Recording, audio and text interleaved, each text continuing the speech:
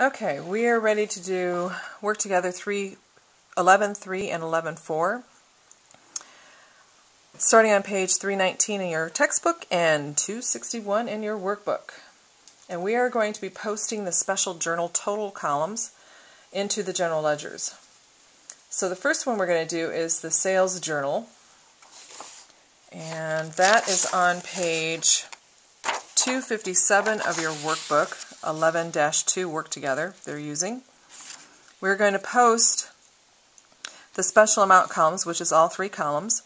Accounts receivable debit for $7,377.60. And what date do we use? We want to follow across to the left. We'll use the 30th of October. So I'm going to find where accounts receivable is in my ledgers. And let me pull this forward here. I need two hands. There we go. So this will be the 31st. I started this video a second ago and then I got a telephone call. It got interrupted. The 31st. This will be Sales Journal S10. Debit comes from the bottom of accounts receivable column, $7,377.60. And then I'll add that, because they're both debits, to my debit balance. That comes up to $8,662.33. Count number 1130 goes in the sales journal column. Oh, what am I doing? Doesn't go there.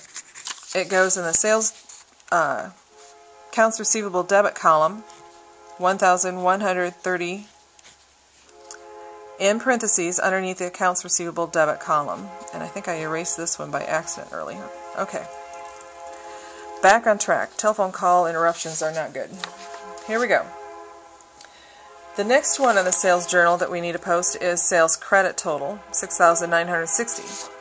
So I'm going to find that in my general ledger accounts, and there it is. Sales, and this is the 31st, from sales journal 10. Credit, $6,960. So if I add that, this doesn't go that far. My calculator. So I'm going to have to do it by hand backwards.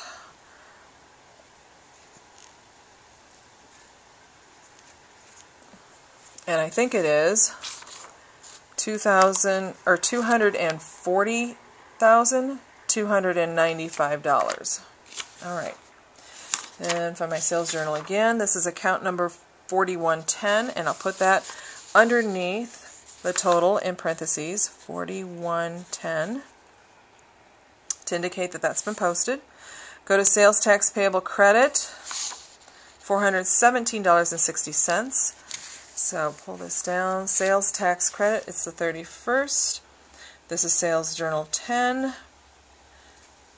Credit for $1,760. So they're both credits, my balance and my transaction. So $1,406.88 plus $417.60, which is $1,824.48. Count number 2140 goes underneath the sales tax payable column, 2140 in parentheses. So that was step one, posting the sales journal. Step two, they want me to post the purchases journal. And they have these in a specific order, by the way, and this is the order in which you need to do them. You always want to record the money coming in first, so you don't have negative balances in your general ledgers. Then you'll take the money that you purchased, money going out, which is purchases. Then you're going to do money going back in again, cash receipts journal. Then you're going to do money going out, cash payments journal. So here we go. Find the purchases journal on page 253 of your workbook.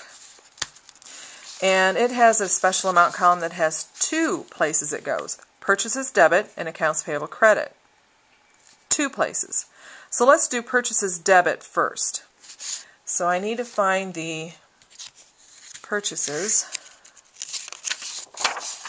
general ledger accounts, which is on page 263 of your workbook. And this will be on the 31st. And can you see that? Yes. This is from the Purchases Journal, page 10. This is a debit of $11,818.40. So since the balance is a debit and this the transaction is a debit, we'll add.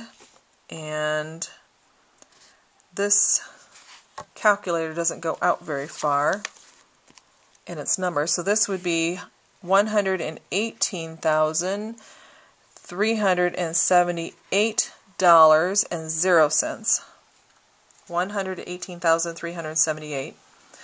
Account number 5110 goes back into the Purchases Journal.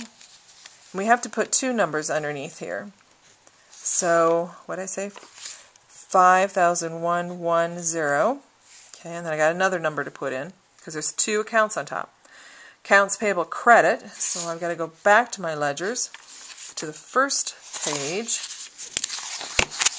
and move it up so you can see it. The 31st.